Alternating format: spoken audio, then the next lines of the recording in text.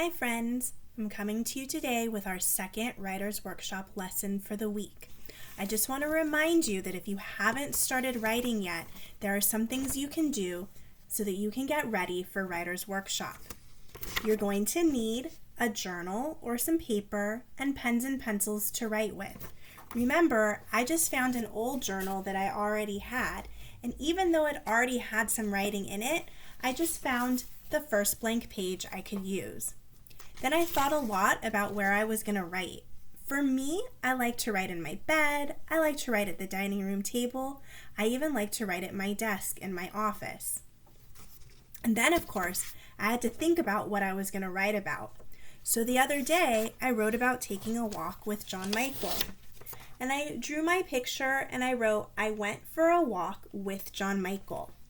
So on that day, I drew my picture and I labeled it and I wrote a sentence. But today, I can go back to my writing and I can add more. So that's just what I did first. I added color to my tree. I gave John Michael some color in his hair. I added details to show my curls. And because I decided to write a second sentence, we saw a squirrel, I made sure I added a squirrel to my picture and labeled that also. And the squirrel was gray, so I colored it gray. But if you've already done those things, there's something else you can do. You can watch Mr. Taylor's video. It's on Seesaw, and it's a great and super cool video to watch about taking a tour of your own house. And after you watch Mr. Taylor's video, then you can write. This is the sentence frame that you might want to use. This is my blank. I can blank in my blank. What does that mean?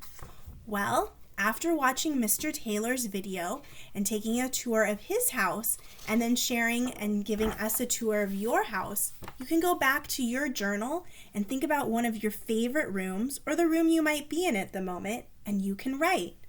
This is my, for me, I'm in my office. So I wrote, this is my office. I can work in my office. And then I made sure I drew a picture of me sitting on my chair and my desk. It has a shelf that has lots of books on it. So I might want to show that by drawing some lines to show the shelf. And then, because writers always remember to do this, I'm going to label it. So there's my desk, the chair, me, and I might even want to add office. All right, friends, lots of choices for writing today. You can add more to what you wrote the other day. You can take a tour of your house and share it with us and then write about it.